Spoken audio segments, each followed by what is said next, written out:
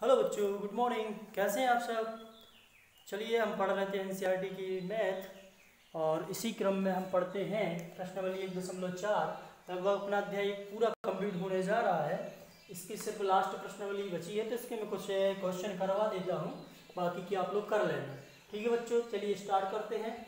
यानी इसमें हमें बताना है कि कोई भी परिमेय संख्या होगी का दशमलव प्रसार शांत है अथवा अशांत है। क्या है बच्चों?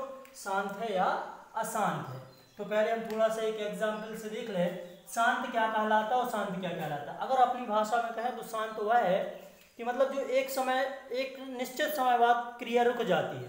ठीक है, जैसे हम किसी को अगर पानी पिला रहे हैं तो मान के चलिए उसको 1 गिलास दिया, 2 गिलास दिया, 3 गिलास दिया, अगर वो पीते जा रहा है, मना नहीं कर रहा, तो वो क्या है? शांत है। ठीक है, और अगर हाँ 1 गिलास पीने के बाद वो मना कर देता है तो वो फिर क्या हो जाएगा?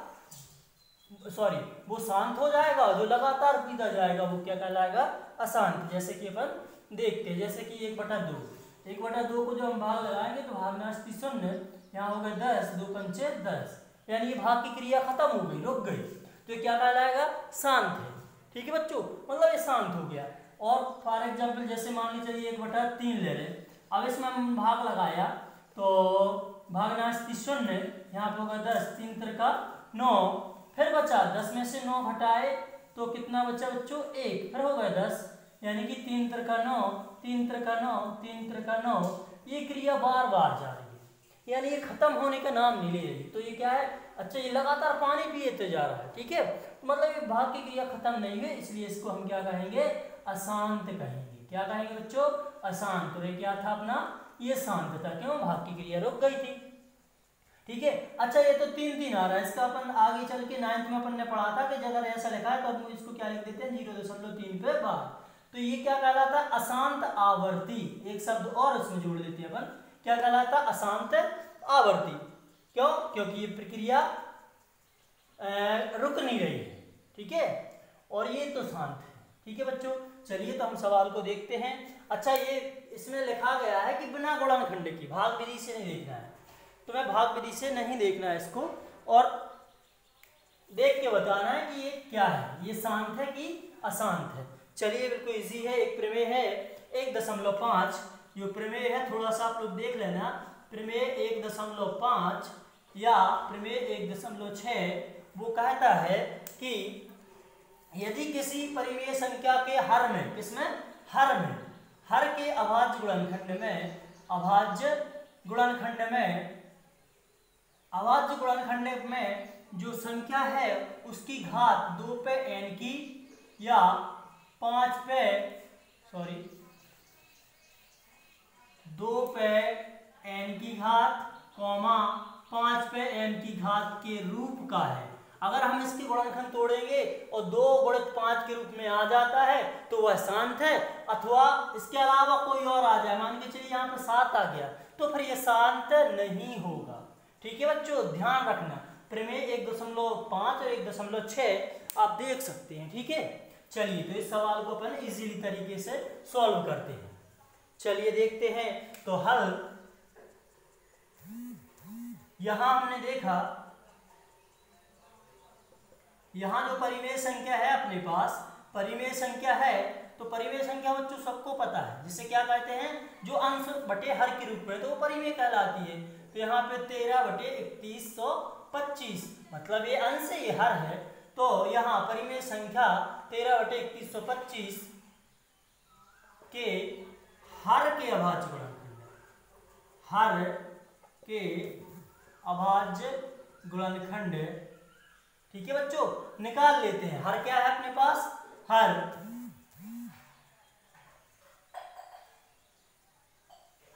के अभाज्य गुणनखंड, यानी कि हमें 3125 के गुणनखंड निकालने हैं।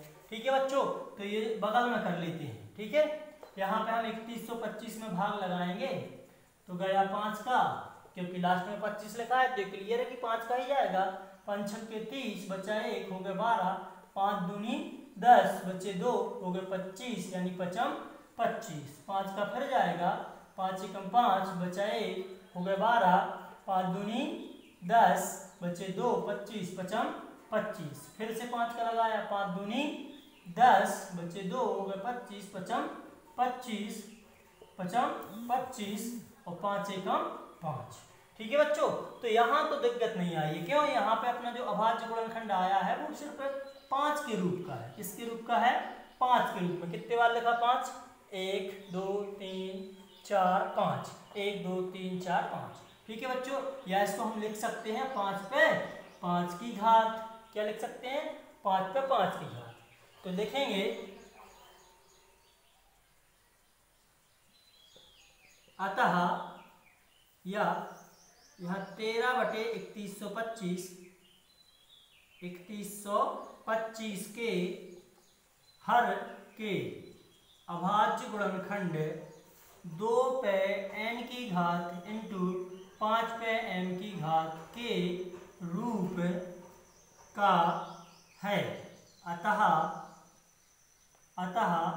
13/3125 का दशमलव प्रसार शांत होगा। क्या होगा बच्चों? शांत होगा। अच्छा, इसको मत लीजिए, मतलब इसमें 2 पे n 2 तो आया ही नहीं है। ठीक है, तो इससे कोई दिक्कत नहीं। अगर 2 भी आ जाता तो भी दिक्कत नहीं थी। यहाँ पे 5 है तो ले सकते हैं। मतलब 2 और 5 के अलावा नहीं आना चाहिए। ठीक है, अगर 2 और 5 के अलावा आता है तो मतलब वो अशांत हो जाएगा। ठीक है, तो ये बच्चों ये अपना क्या निकल के आया? शांत निकल के आया। चलिए इसी क्रम में नेक्स्ट सवाल करते हैं। और हाँ, एक बात जरूर कहना चाहता हूँ, अगर आप वीडियो देख रहे हैं तो इसके नोट्स बनाते जाइए प्रॉपरली।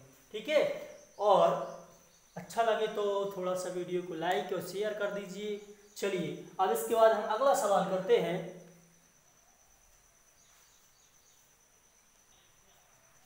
हाँ बच्चों, चलिए तो ये दूसरा सवाल है इसी का 1.4 का। इसका भी हमें बताना कि दशमलव प्रसार शांत है कि अशांत है।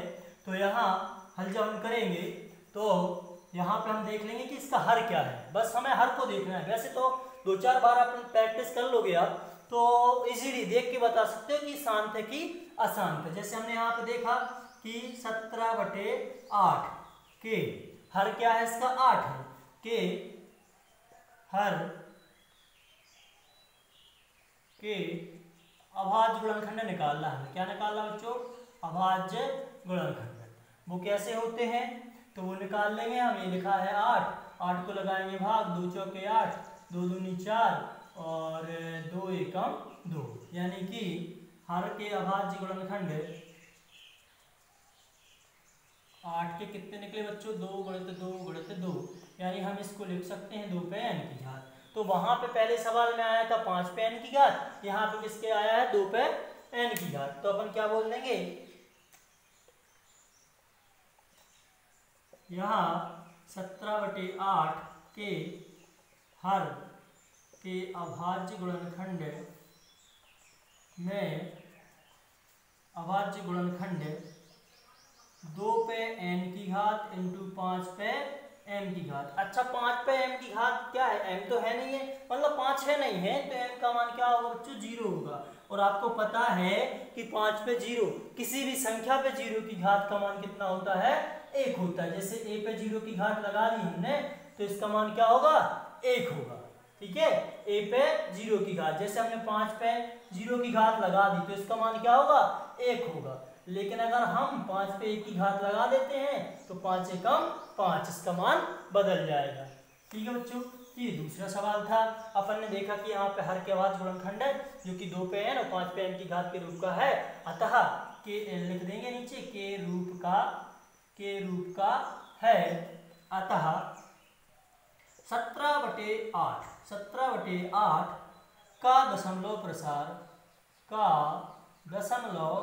प्रसार शांत होगा। क्या होगा बच्चों? शांत होगा। चलिए अब इसके बाद के सवाल थोड़ा सा आप सॉल्व कर लीजिए। इससे अगला सवाल अगले वीडियो में देखते हैं। ठीक है,